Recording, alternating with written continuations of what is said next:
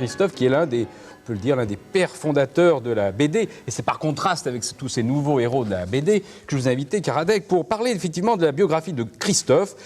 Le sous-titre du livre, le génial auteur d'immortels chefs-d'œuvre, et c'est vrai, le sapeur Camembert, la famille Fenouillard, le savant Cosinus. Alors, j'ai donc découvert, en lisant sa biographie, que c'était presque un savant. Il y avait l'esprit scientifique, c'était un professeur, un botaniste. Oui. C'était pas un personnage sérieux du tout. Il est évident qu'être sous-directeur du laboratoire de botanique de la Sorbonne, sous le nom de Colomb, et puis choisir le pseudonyme de Christophe, oui, qui déjà, c'est une plaisanterie de normalien, oui, quand même. Hein.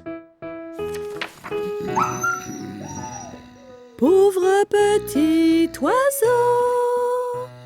sur la brume pleine, entre le ciel et l'eau, reviens-tu? Moi, ce qui est frappant, c'est que chaque fois que je le relis, je ris. Voilà, il est au milieu d'un carrefour d'influence, il influence des gens, etc. Donc son rôle me semble très très important. J'avais 8 ans quand il me faire ça, et j'ai fait un peu la gueule parce que je trouvais ça vraiment très très très noir, très difficile, avec pas de bulles, juste les. Et moi je disais quand même déjà un peu de bande dessinée, mais je suis quand même entré dedans et ça m'a vachement plu.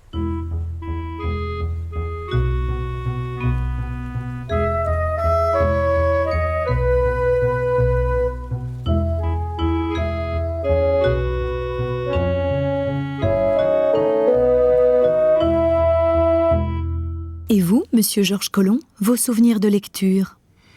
Mon père m'avait abonné à une de ses publications destinées à instruire et en même temps à récréer la jeunesse française.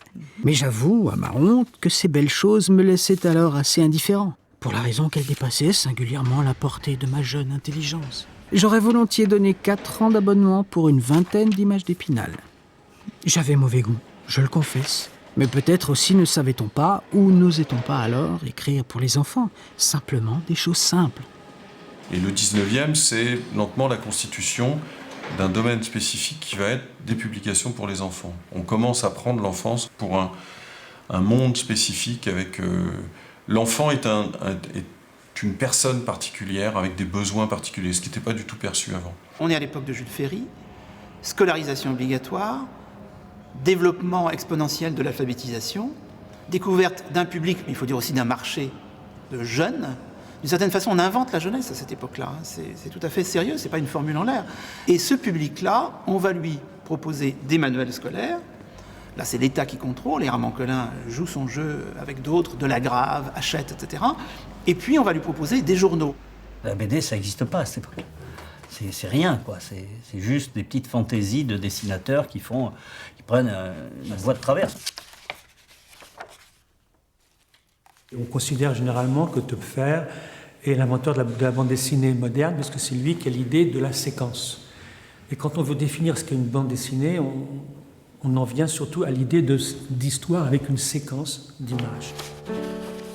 Monsieur Töpffer a écrit « Ce petit livre est d'une nature mixte. Il se compose d'une série de dessins autographiés au trait. Chacun de ces dessins est accompagné d'une ou 2 lignes de texte. Les dessins sans ce texte n'auraient qu'une signification obscure. Le texte sans les dessins ne signifierait rien. Le tout, ensemble, forme une sorte de roman.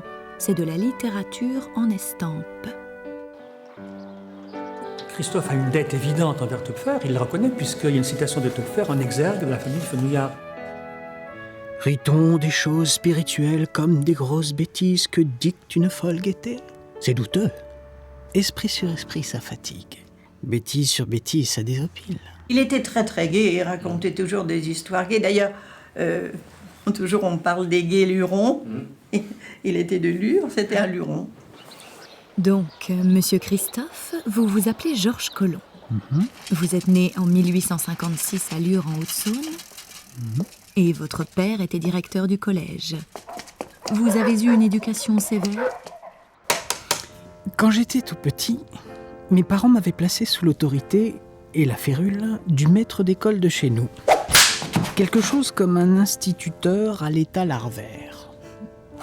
Mais lorsque nous sortions de ses mains, nous savions à peu près tout ce qu'il savait lui-même, c'est-à-dire lire, écrire et calculer. En géographie, la grande affaire était d'apprendre par cœur les 89 départements français. Savoir son histoire consistait à connaître sans broncher les noms et les dates de toutes les batailles qui avaient ensanglanté le monde.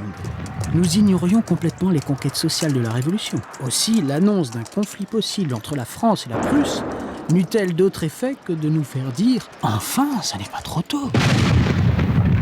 Et en 1870, les Prussiens envahissent l'Est et l'Ur. Et c'est là que vous avez connu le modèle du sapeur Camembert. Le sapeur Camembert, il s'en moque pas en réalité. C'est un personnage très sympathique. Déjà, à cette époque-là, il n'y avait plus de sapeurs, après la guerre de 70. Alors, pour lui, c'était déjà un petit peu folklorique, c'était un peu parler de sa jeunesse et d'un folklore de sa jeunesse.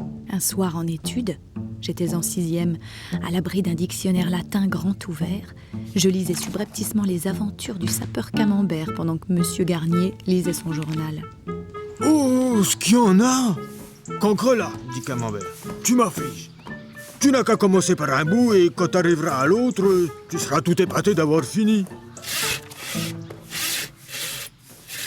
Je le gobe votre système, sapeur.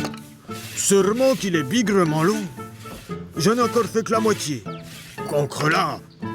T'as donc du jus de navet dans la cervelle? Voyons, réfléchissons. As-tu vu ou non fini de scier les bûches de ce boussi? Ça, oui. À ce boussi, y a plus une bûche. Eh ben alors, espèce de moule. C'est par l'autre bout qu'il fallait commencer. Parce qu'à présent qu'il n'y a plus rien de ce boussi, si t'aurais commencé par l'autre bout, il ne te reste plus rien à faire. Sans le savoir, je faisais de petits rires qui finirent par attirer l'attention de M. Garnier. Il se leva soudain, vint vers moi et m'ôta mon livre des mains. D'un seul coup d'œil, il identifia Camembert. 2 heures de retenue. C'est cette espèce d'exotisme de l'histoire. C'est exactement comme Tintin, c'est pour talent de golf, ou Spirou avec son uniforme de groom. Je trouvais qu'un dessinateur qui avait l'idée de faire un chapeau poilu comme ça, un héros, je trouve que c'est une super bonne idée. Camembert face à Mademoiselle Victoire. Faudrait cirer les chaussures du colonel, monsieur Camembert. En 2 temps 3 mouvements, ça va être fait, Mademoiselle Victoire. Seulement que j'aurais désiré que le service y serait plus conséquent. Camembert chantant. Je ne chante pas. Petits oiseaux qui aident dans le feuillage. Petits oiseaux qui aident dans le feuillage, où ce que murmure l'onde du clair ruisseau. Chantez, chantez, chantez, chantez le vert bocage, le gai printemps et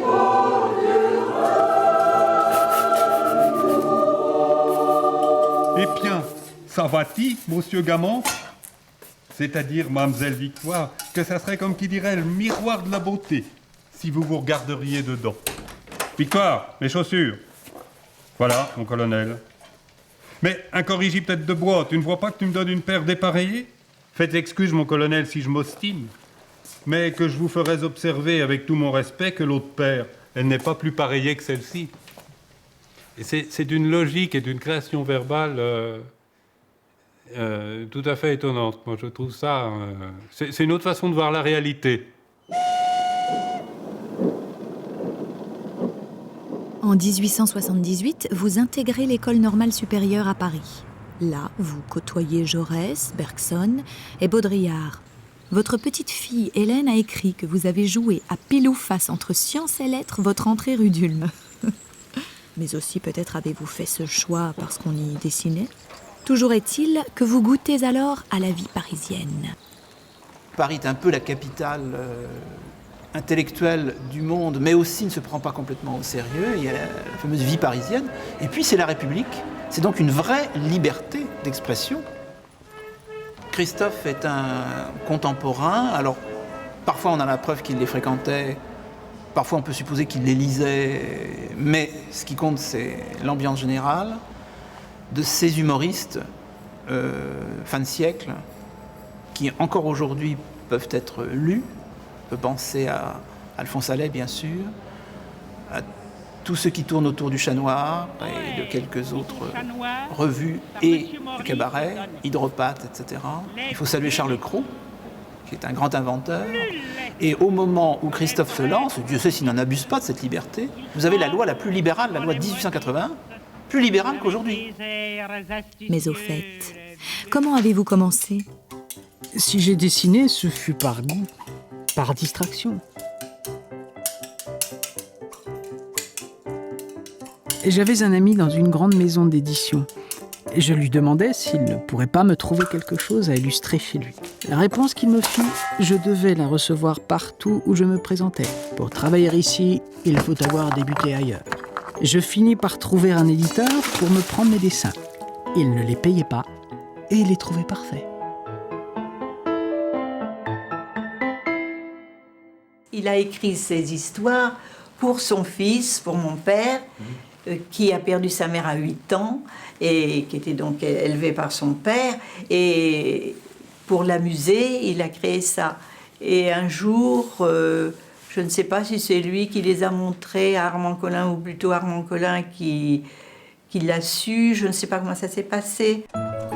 Je fus remarqué par Armand Collin, qui était un homme étonnant. Il me commanda quelque chose pour l'exposition de 1889. Je lui donnai La famille Fenouillard à l'exposition, pour le petit français illustré. C'est sans doute pas un hasard si la famille Fenouillard, qui s'appelle d'ailleurs d'abord la famille Cornouillet, et qui est parisienne et qui deviendra Fenouillard provincial, ce qui permet des effets comiques supplémentaires, est lancée à l'occasion de l'exposition universelle de 1889, la grande exposition qui nous a donné la Tour Eiffel.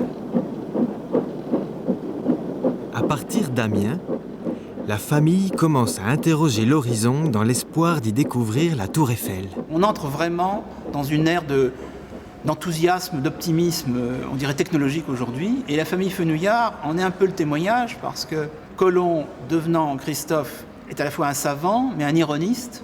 Et il va retourner cette technique, il va retourner ses connaissances scientifiques, ça donnera aussi Cosinus en peu de temps, dans un sens toujours comique. C'est-à-dire qu'il saura prendre sa distance à l'égard de ce culte de la technique dont M. Fenouillard, Agénor, toujours pontifiant, le côté Joseph Prudhomme, est un chantre. Donc il y a effectivement cette idée qu'on peut faire le tour du monde sur quelques hectares au bord de la Seine.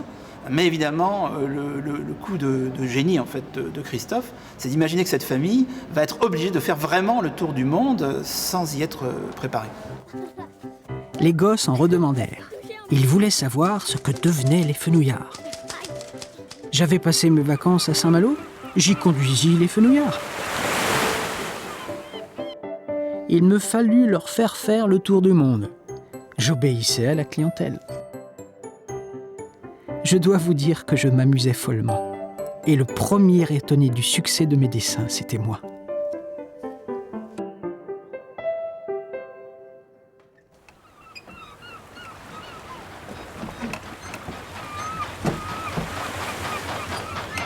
En Amérique! Hurlent en chœur tous les Fenouillards. En Amérique! Nous allons en Amérique! Ce n'est pas Dieu possible! À moins qu'avant d'arriver, la coquille n'ait coulé à pic. Alors, nos voyageurs, malgré eux, déjà fortement secoués par tant d'émotions diverses, accablés par ce dernier coup du sort, s'évanouissent en s'écriant « Christophe Colomb, sois maudit !» Il y a eu, dès l'Antiquité, un voyage parodique qui était Lucien de Samosate. Après, il y a Rabelais, il y a les voyages que font les comédiens de Scarron, et tout ça, ce sont des auteurs liés au burlesque et à l'héroïque comique. Il y a évidemment Cyrano de Bergerac, les voyages dans la Lune et dans le Soleil. Il y a Candide, et Candide qui n'est pas sans rapport avec Fenouillard, parce que Candide part avec une idée précise du monde. Lui, il se résume à une formule, hein, tout est pour le mieux dans le meilleur des mondes. Or, Fenouillard part, lui, avec une série de préjugés. Il a des formules toutes faites sur ce qu'il va voir. Monsieur Fenouillard juge opportun de donner quelques conseils sur la façon dont on doit se tenir pour avoir l'air tout à fait japonais, et par cela même en imposer à ces peuplades sauvages et peu civilisées. Madame Fenouillard, ironique, fait tout haut cette remarque que pour appartenir à des peuplades sauvages, voilà des gens qui semblent singulièrement civilisés. Quant à Monsieur Fenouillard, il est quelque peu interloqué. Cependant, à la vue de quelques indigènes encore plus japonais que lui, et entrant dans une maison gardée par un soldat de paravent, Monsieur Fenouillard retrouve son assurance. Quand je vous le disais! Tout à coup, au son d'une musique guerrière, se mettent à défiler des militaires vêtus à l'européenne. Madame redevient ironique. L'intelligence de monsieur commence à vaciller. Mais voilà qu'à leur tour, pénètrent dans la maison déjà nommée des gens idéalement japonais. Alors, madame cesse d'être ironique. Monsieur Fenouillard n'éprouve aucune honte à se déclarer à lui-même qu'il n'y comprend plus rien. Il y a le langage bourgeois, le langage de la culture classique mal assimilée, le langage du cliché rhétorique. À peine délivré, M. Fenouillard ramasse quelques armes sur le champ de bataille et, suivi de sa famille, il se dérobe par une prompte fuite au hasard des combats. Là, on est dans l'alexandrin racinien. Vous avez aussi, en même temps, le langage scientifique. Procédant alors par analogie, résumant par induction, puis par déduction, M. Fenouillard en arrive à conclure que s'il a été retardé dans sa marche, c'est qu'il existe une cause retardatrice. Et puis vous avez l'antiphrase. Par exemple, s'étant noblement retourné pour prendre courageusement la fuite. C'est-à-dire que le langage qui est d'habitude réservé pour raconter les exploits des héros, le ton épique, les grandes figures de rhétorique, les grandes phrases, les rythmes ternaires, etc., les belles métaphores, les personnifications, sont ici appliqués à des gens ordinaires, à des aventures mesquines, triviales de tous les jours, à du quotidien. Après discussion, on a décidé qu'on irait à Bruxelles pour voir le musée d'Anvers, qui est un revolver chargé au cœur de l'Angleterre, comme a dit Jules César. On voit que M. Fenouillard aime à citer les mots célèbres. Cela frappe l'imagination, élève l'âme et réchauffe le cœur. Moi, je me souviens que même petit, je voyais qu'il y avait de l'ironie dans le texte, que c'était un texte volontiers empoulé, et qu'il y avait des effets comiques. Je pense à une citation formidable. Monsieur Fenouillard pensait, comme Montaigne qu'il n'a pas connu, que l'oisiveté, elle a une belle sentence. Hein. Et ça, c'est très drôle. C'est du non-humour, presque.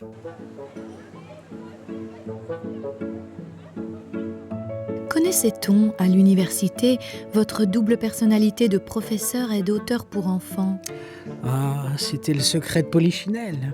Ne se trouva-t-il pas un inspecteur pour aller rapporter au recteur que je n'étais qu'un vulgaire caricaturiste, l'auteur de la famille Fenouillard? Et qu'en advint-il? La famille Fenouillard, répondit le recteur. C'est un livre que je voudrais bien avoir écrit.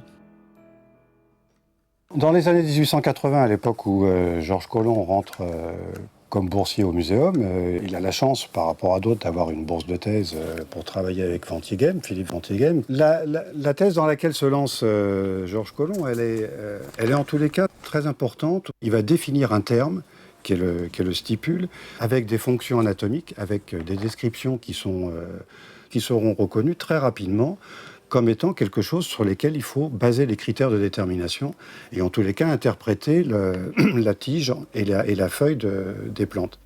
Donc il prend les caractères des vaisseaux et en montrant que c'est une dérivation du vaisseau de la tige, des vaisseaux de la tige et non pas une dérivation des vaisseaux de la feuille. À peine Cosinus a-t-il fait 10 pas dans les ruines qu'il y découvre une véritable forêt vierge et une flore abondante et variée. Puis il fait, en herborisant, d'intéressantes découvertes zoologiques pour lesquelles il oublie la botanique. Mais il y revient à la vue d'une espèce nouvelle. Je l'appellerai la Briochea parisianis BR. Après quoi, grâce à un concours fortuit de circonstances, il abandonne zoologie et botanique pour se livrer à l'étude de la chute des corps. Christophe était botaniste, mais Cosinus, son objet de dérision, visiblement est mathématicien. Qui plus est, et ça se voit dès les premières pages. Là, je reprends l'ouvrage, les premières pages. Alors, Zéphirin Brioché reçut une bonne éducation. on montre ses talents mathématiques, et le voilà, Zéphirin est allé à l'école polytechnique. La première école du monde, comme chacun sait. Il est bon de remarquer que chaque école est considérée comme la première du monde par tous ceux qui en sont sortis. Ça faisait partie un petit peu de cette tradition normalienne d'autodérision, parce qu'en se moquant d'un mathématicien polytechnicien, il se moquait aussi de lui-même et de ses condisciples. J'ai trouvé fantastique qu'on puisse faire une histoire sur quelqu'un qui n'arrivait pas à faire quelque chose. Là aussi, c'est de l'humour en creux. L'idée fixe du savant Cosinus, c'est un voyage qui n'existe pas, puisqu'il n'arrive pas à sortir de Paris. Avec évidemment toute une série de quiproquos très simples.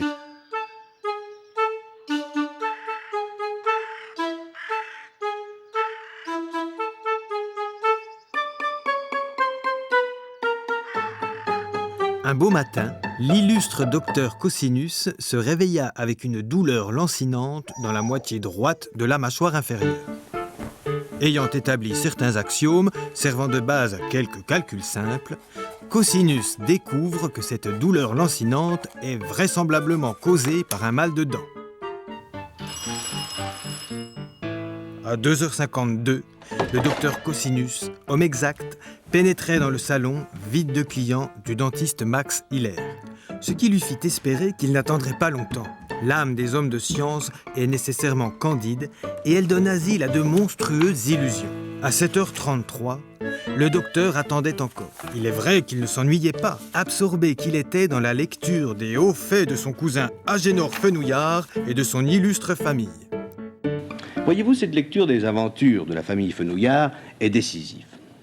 Le docteur Cosinus y a pris d'abord l'envie de voyager qui va devenir une idée fixe. Il y a pris ensuite un tel plaisir qu'il a oublié qu'il était chez le dentiste. Ayant oublié son mal, il a oublié qu'il est chez le dentiste plutôt. Ayant oublié qu'il est chez le dentiste, il se croit chez lui.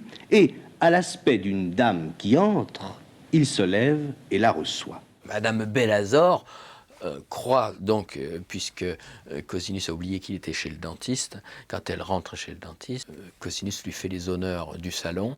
Et lorsqu'elle lui dit « J'ai là une douloureuse racine à extraire », le docteur Cosinus éclate de joie.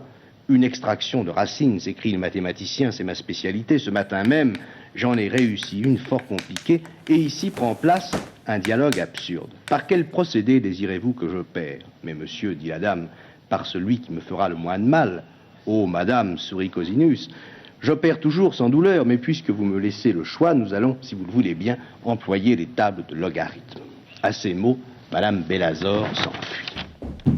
Le fameux dentiste, à cause d'une série de quiproquos, est soupçonné d'être fou, il est enfermé et devient réellement fou. Et à la fin, c'est lui qui veut plomber la dent du midi avec le plomb du Cantal, et il envisage même de poser un râtelier, un dentier, sur les Bouches-du-Rhône. Ça peut paraître du mauvais jeu de mots, même Max Hiller pour le dentiste, mais c'est très drôle.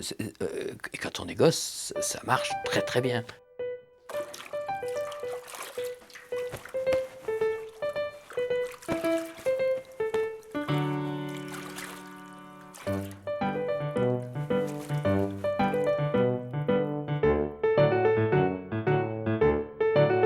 Eureka! Scolastique! Eureka!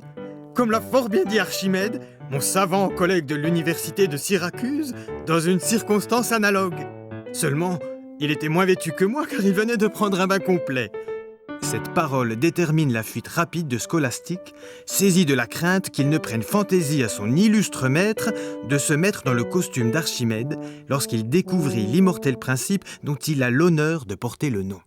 C'est-à-dire qu'on ne va même pas dire en fonction du principe d'Archimède, mais on va inverser et même là-dessus faire un jeu un jeu savant, un jeu d'érudit, un jeu moqueur, un jeu typiquement normalien, cagnal, un jeu sur la culture. Ça c'est une blague classique des normaliens et des cagneux.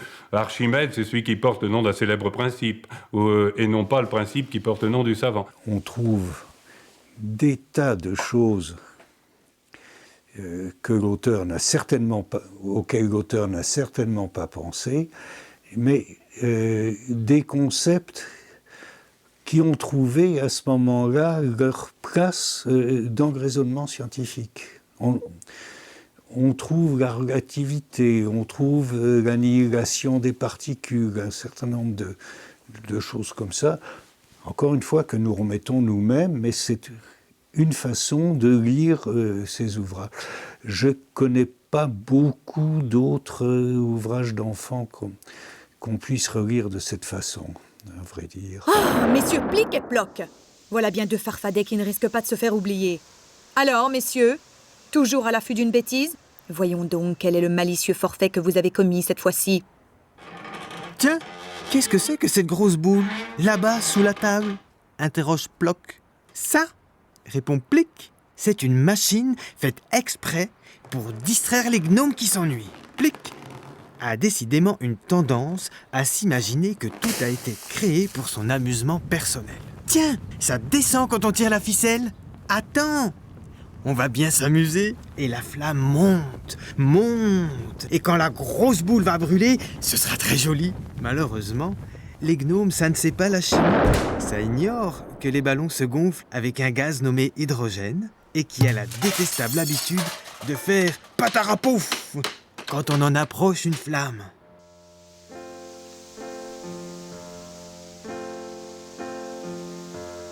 Commenciez-vous par dessiner ou par écrire? Je dessinais d'abord, mais après m'être fait une idée de la page dans son ensemble.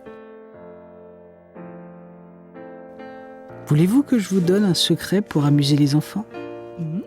Faites du dialogue. Les enfants aiment le dialogue. Le dessin est essentiel chez Christophe. Non, c'est pas du tout l'accessoire du texte. On peut parfois même voir le texte comme, au contraire, un accessoire du dessin. D'ailleurs, il a fait des histoires sans parole. Vous devez prendre un grand plaisir à dessiner, parce que c'est toujours extrêmement chiadé, tout en étant simple. Et puis, de temps en temps, 4 personnages, il y avait beaucoup d'idées dans ça, ce rond au milieu. C'est pas du tout répétitif, quoi. Quant à son dessin, c'est un dessin qui est relativement académique, il n'a rien de particulier, sauf quand même une exception très notable, c'est que Christophe va être le premier à utiliser des tas d'angles de vue que personne n'avait utilisé dans les histoires en images avant lui. Il y a cette extraordinaire image de l'omnibus vu d'en haut dans la famille Fenouillard. Il se place carrément au-dessus. Comme toujours, les fenouillards sont supérieurs aux événements. Mais un passant ayant aperçu en l'air quelque chose d'insolite s'arrête. Aussitôt, 2 passants en font autant, puis 3, puis 4, puis 25, qui s'empressent d'examiner la chose insolite. Puis une multitude qui persiste à regarder en l'air longtemps après que la chose insolite a disparu. La plongée verticale, il semble bien que ce soit Christophe dans la famille Fenouillard qui soit le premier dessinateur au monde à l'utiliser. Il joue aussi beaucoup pour montrer l'envolée des personnages. On ne voit que les pieds dans le haut de la case. Une chute, on ne voit que le postérieur et les jambes qui sont coupées par le bas de la case. Il coupe énormément en faisant même des cases pratiquement vides de temps en temps. Il y a des réminiscences de Daumier, par exemple. Exemple de caricaturiste dont c'est plus influencé Christophe, Honoré Daumier, qui dans les années 1840 a dessiné une série de dessins pour les salons pour rire, avec des procédés un petit peu amusants où il coupait les sujets. Là, c'est une ascension de Jésus-Christ où on ne voit que les bouts du pied du Christ qui s'élèvent et le bout des lances dans la partie inférieure du tableau. Des cases noires, par exemple, quand il tombe dans un trou, quand il est mis au cachot, ce qui lui arrive assez souvent.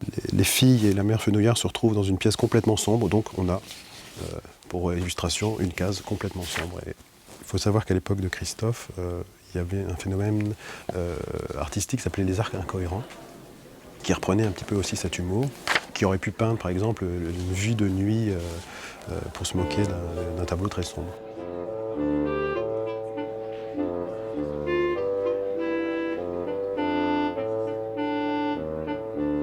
les plus célèbres qu'on connaît encore, ce sont les monochromes de Alphonse Allais. Lui qui s'amusait à exposer des cartons de couleurs uniques, monochromes donc, noir, rouge et bleu, et auxquels il donnait des titres très évocateurs. Donc pour le noir, c'était Combat de nègres dans un tunnel la nuit. Donc voilà, on retrouve, et donc ces tableaux d'Alphonse Allais sont contemporains de Christophe. Il va vraiment être extrêmement moderne puisqu'il va également être un des pionniers du travelling, du panoramique et même de la caméra subjective. Et des angles de vue qui vont être ensuite utilisés, parfois 10, 20 ans plus tard, par le cinéma.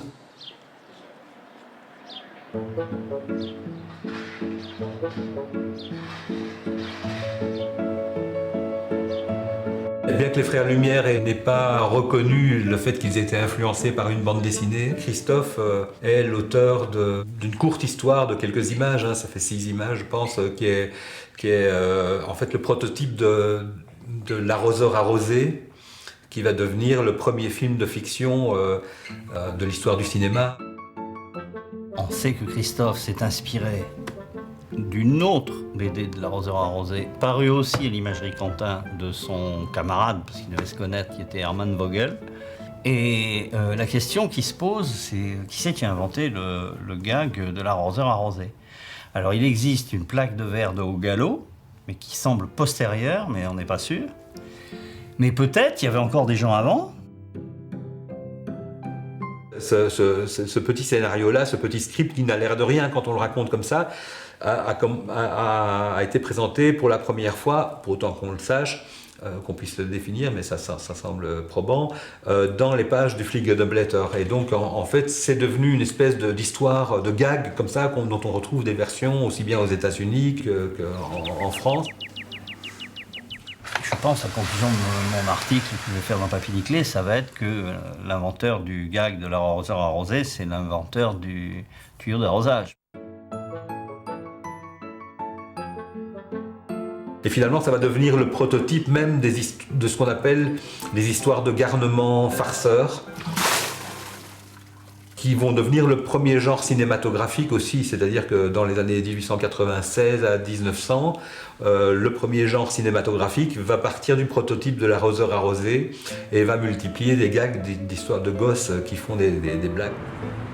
Ça va rebondir 10-15 années plus tard dans le cinéma burlesque américain, le grand cinéma, à la Chaplin, à la Buster Keaton, etc., qui est directement lié à ce type de gag qu'on trouvait dans toutes les bandes dessinées de l'époque. Oh, qu'elle est grosse, la bielle! Elle est plus grosse que papa! Peut-on dire ça? Si, mademoiselle! Non, mademoiselle! La vitesse s'accélère et Monsieur Fenouillard se cramponne de plus belle. Ne lâche pas! Ne lâche pas ton parapluie! Parce qu'en fait, ce qui me plaît, je crois que c'est ça aussi, c'est que c'est la pure comédie faite avec du dessin réaliste et qui n'est pas drôle. Il n'y a pas de caricature, il n'y a pas de gros nez, il n'y a pas de oreilles, ça louche pas, ça tombe pas. Les profils, ces petits nez en l'air des filles Fenouillard, Cunégonde et Artémis. Et il a un sens de l'attitude sur n'importe quelle vignette qu'on peut prendre. On comprend tout de suite quel est l'état d'esprit du personnage. Je suis sûr que je fais des trucs comme ça, moi, inconsciemment, parce que ça me plaît. Quand on voit les camembert qui s'approchent comme ça sur la pointe des pieds pour faire un baiser chaste, c'est du pur excellent jeu d'acteur, ça. Enfin, les expressions, c'est impeccable. Je l'ai lu et relu, et là, ça faisait, mais je revois tout, je connais ça par cœur. Il fait pas le malin avec son trait, il fait pas regarder comme je dessine bien, et il se trouve qu'il dessine parfaitement. On sent qu'il n'y a pas de vanité dans le dessin. C'est surtout son trait qui est très novateur. Il est, comme à la pointe sèche, extrêmement précis. Il n'y a pas de lyrisme, le geste est très peu présent. On a l'impression d'un diagramme qui essaye de raconter l'histoire à travers l'image de la manière la plus neutre, la plus objective possible.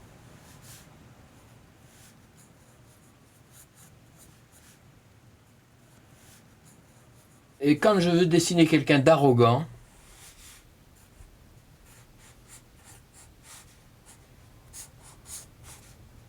j'ai malgré moi,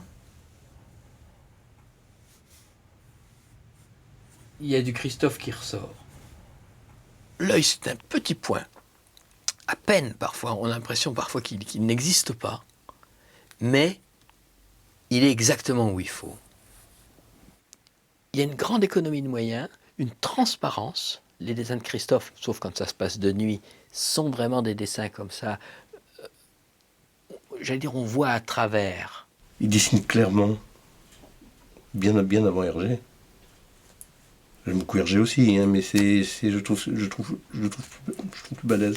Mais je pense qu'Hergé avait dans l'œil aussi très clairement le style très... ce qu'on appelle le style semi-réaliste et que Christophe avait développé à un point de perfection vraiment très très particulier. Alors, et cette ligne claire, elle est intéressante d'un point de vue historique aussi parce que c'est pas la bande dessinée qui l'invente.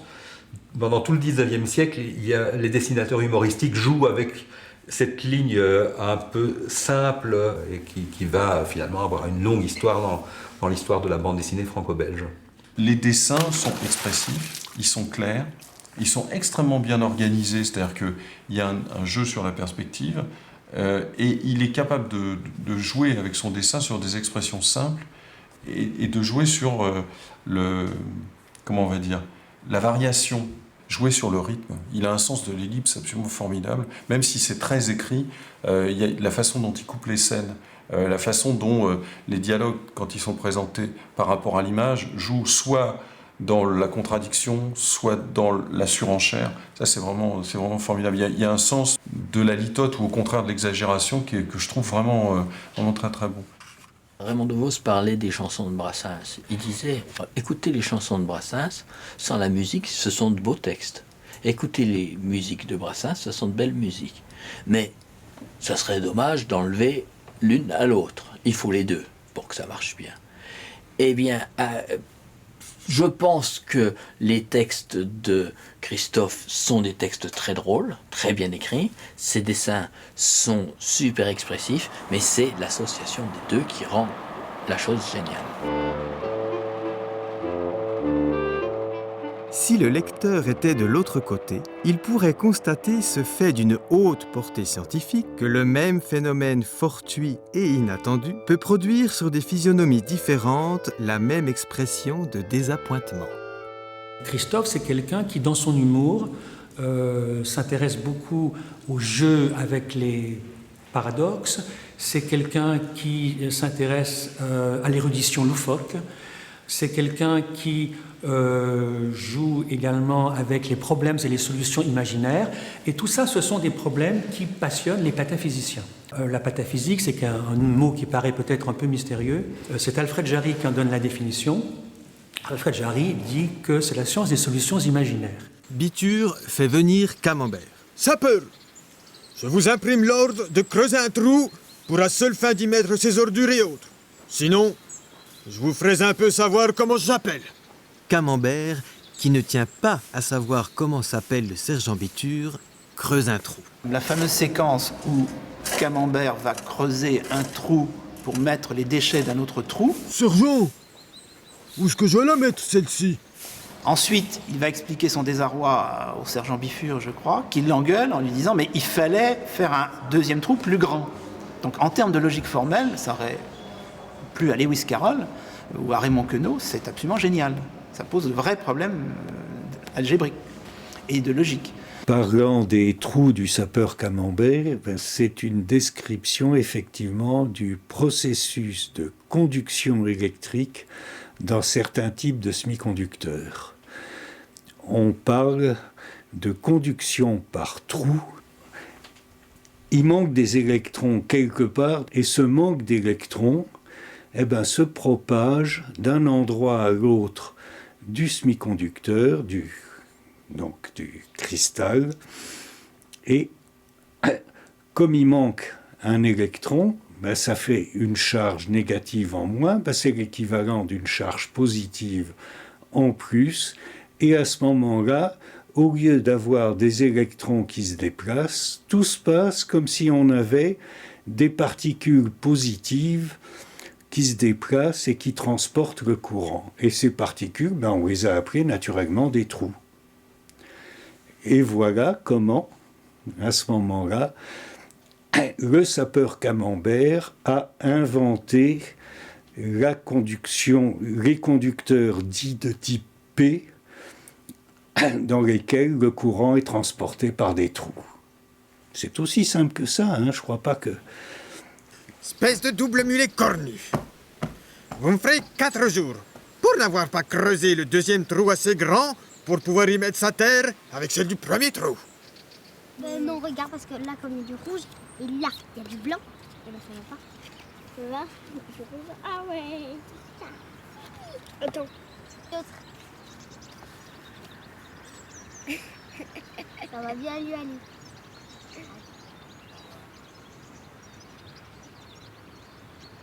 Elle est trop belle, la dame Longevette. Attends, je vais lui faire ce petit. Là, il sait, hein. Il y a évidemment dans ces albums la volonté d'apprendre des choses de façon amusante, comme dans En flânant à travers la science. Et donc, par moments, c'est le professeur Georges Colomb qui prend la parole et qui chasse en quelque sorte son alter ego de Christophe. Mais c'est toujours fait de façon subtile et amusante. C'est-à-dire que Fenouillard, c'est le type même de la connaissance fausse, mal digérée. Il a appris des choses à l'école, il les ressort à tort et à travers. Et évidemment, c'est complètement faux. Il y a Plic et Ploc qui font une enquête et qui est traduite en termes scientifiques. En même temps, c'est un discours sur... Ce sont des leçons de physique, de chimie que nous donne Christophe, en même temps que des leçons de morale. Donc on a un discours, voilà comment il ne faut pas faire, c'est-à-dire se précipiter sur des idées, soit avec des préjugés tout faits, soit avec l'idée de tout de suite trouver une théorie sur le moindre fait, et puis sur ce qu'il faut faire, c'est-à-dire apprendre progressivement, aller à la rencontre, découvrir, étudier. Colomb, parce qu'il faudrait plutôt l'appeler Colomb à ce moment-là, c'est un vulgarisateur. C'est avant tout un pédagogue. On va le retrouver d'ailleurs à la radio, ensuite à Radio Paris. Premièrement, achetez chez votre pharmacien un flacon de vin de frileuse à base d'Uvaria de Madagascar. Petite algue, mamie, dit le champignon. Excusez-moi de m'être emparé de votre personne avec tant de brusquerie. Oh, j'avoue, reprit l'algue, qu'au commencement, quand je me suis senti garrotté dans le réseau serré de vos filaments, j'ai été choqué du sans-gêne avec lequel vous vous étiez emparé de ma personne en me ligotant étroitement. Mais ensuite, j'ai senti que la prison était douce et que mes chaînes étaient légères. Avez-vous compris, mamie, pourquoi vos chaînes vous semblaient légères? Non, je n'ai fait que constater le fait, mais je serais heureuse de savoir pourquoi je me sens si en sécurité chez vous. La raison en est bien simple, dit le champignon. Les filaments dont je suis fait et qui vous enveloppent constituent par leur enchevêtrement même une véritable éponge qui absorbe rapidement et conserve longtemps l'humidité de l'air. C'est quelqu'un qui a le sens de la transmission, de la simplification, de la vulgarisation. Et d'ailleurs, à l'époque où il ne dessine plus pour les enfants, il continue à écrire des manuels de vulgarisation. Je pense pour plusieurs générations d'enfants, le manuel de sciences naturelles avait une bonne chance d'être écrit par lui, vous voyez. Je l'imaginais grand, maigre, barbu, fronçant un épais sourcil sur l'oculaire d'un microscope et dictant jusqu'à l'aurore des mots latins. L'idée que ce savant pût rire même une seule fois m'eût paru presque sacrilège. Lorsqu'un jour, mon père me révéla que Colomb c'était Christophe et que Christophe c'était Colomb, ce fut une si grande surprise que je n'en suis pas encore revenue. Ce n'est pas le laboratoire qui a été son lieu d'expression favori. Ça a été plutôt le micro d'une station de radio, ça a été plutôt le collège Sévigné, ça a été plutôt le Petit Français illustré, donc des endroits où il pouvait s'adresser à un plus large public, et en particulier à un public de jeunes. Alors nous sommes ici au collège Sévigné, qui est un établissement secondaire rue Pierre-Nicole, et Georges Colomb, sous son vrai nom, a enseigné les sciences naturelles ici de 1896 à 1936, c'est-à-dire pendant 40 ans. Alors c'est quelqu'un qui était très aimé, qui avait des méthodes pédagogiques assez d'avant-garde encore aujourd'hui, puisque au fur et à mesure qu'il faisait son cours, il dessinait sur le tableau tout ce dont il parlait. Il était donc extrêmement aimé par tous ses élèves. Donc il y a vraiment un rôle, si vous voulez, un rôle très, très, très militant ici, et disons plutôt orienté vers la République, c'est-à-dire à l'époque, la République c'est la gauche. Être républicain à cette époque, c'est être de gauche. Et donc finalement Christophe était bien ici, puisqu'effectivement, vous savez qu'il a... Enfin, c'est Kardec qui nous a révélé ça, qu'il a donné des cours particuliers aux enfants de Dreyfus, donc personne ne voulait. La vie, hélas, n'est qu'un tissu de coups de poignard qu'il faut savoir boire goutte à goutte. Et je le dis hautement, pour moi le coupable est innocent. Une anecdote qui se rapporte à l'année, je crois, 1918. Vous savez qu'il y avait à cette époque un canon allemand redoutable qu'on appelait la Grosse Bertha. Ah, encore ces deux boulets de plic et ploc. Un canon! Non mais, on n'a pas idée. Et il arrivait à la Grosse Bertha de tonner toute la nuit, donc les Parisiens ne pouvaient pas dormir. Et donc un matin, Christophe arrive devant ses élèves et il leur dit « Mesdemoiselles, je pense que comme moi, vous n'avez pas dû dormir cette nuit, alors dormons ». Et tout le monde a pris sa tête dans ses mains et s'est mis à dormir pendant le cours.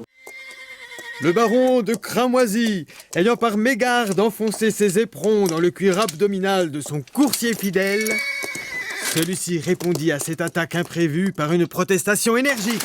La suite, dont on aperçoit les jambes, manifeste son indifférence. Le baron de Cramoisy est de plus en plus mécontent. Mais il est relativement sec. Comme il a l'âme grande et le cœur noble, il montre sa gratitude au vilain en l'autorisant à lui servir de marchepied pour enfourcher son fidèle coursier.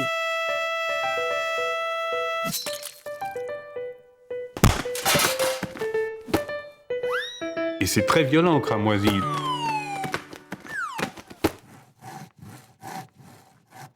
C'est vrai, on a vraiment l'impression que ça tend vers ça, quoi. Le chaos. Qu'avez-vous fait de Fräulein Kraschwitz-Nipsum ?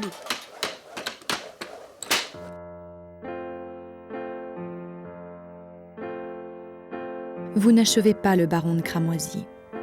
Néanmoins, vous illustrez des romans, des fables et des contes. Vous faites aussi du dessin de presse. Eh bien, dites donc, vous, est-ce que vous ne pourriez pas faire un peu attention ? Nous, adversaires de la peine de mort, nous avons fait monter l'outil. On va guillotiner devant vous, monsieur le ministre de la Justice. Vous verrez comme c'est dégoûtant. Vous cessez de dessiner des histoires. Cela ne vous amusait plus ? Si, mais je ne voulais pas suivre l'exemple de ceux qui tirent 70 moutures du même sac et finissent par faire des horreurs. Je n'ai pas voulu me vider.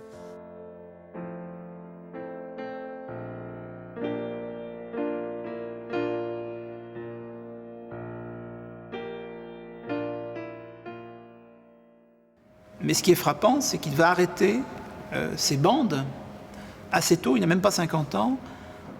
Clairement, son inspiration se tarit, ça le fatigue de plus en plus. Je ne dis pas qu'il passe à autre chose, mais c'est vraiment la vulgarisation scientifique qui va l'emporter désormais dans son existence, comme si quand même le sérieux avait un peu vaincu la facétie.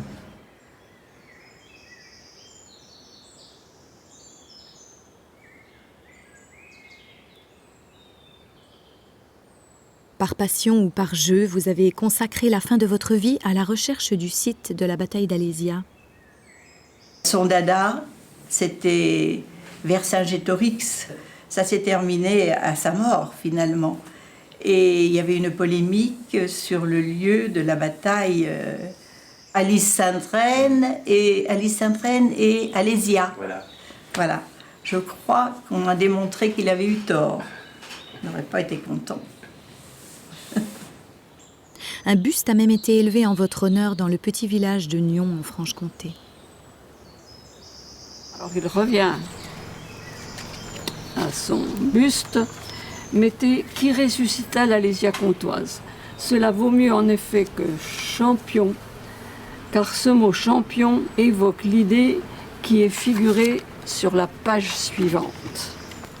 Alors le derrière, à Georges Colomb qui ressuscita l'Alésia comtoise, 11 août 1934. Ce serait peut-être mieux. Choisissez et dites-moi ce que vous préférez, et nous contenterons la bourgeoise. Nota bene, inutile de sculpter le chien qui pisse. Et en 1945, quand il est mort, la bande dessinée était installée, il y avait des grands auteurs, il y avait Hergé. On ne saura jamais ce qu'il en pensait, alors que c'est quand même un des grands pionniers, quoi. Moi, j'aurais aimé savoir ce qu'il a pu en penser à l'époque, parce qu'il a initié quelque chose.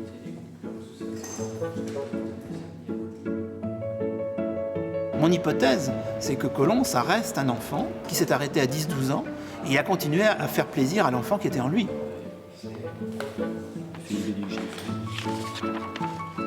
Les pieds nickelés, la bande dessinée en général, et pour certains, Christophe a occupé un certain rôle. C'est-à-dire que ça a aussi nourri l'imaginaire de pas mal de gens.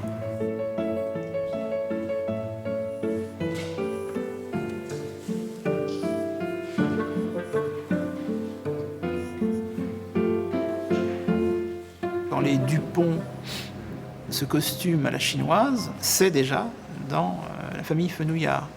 Donc il est vraisemblable qu'il y a comme ça une influence qui passe de génération en génération.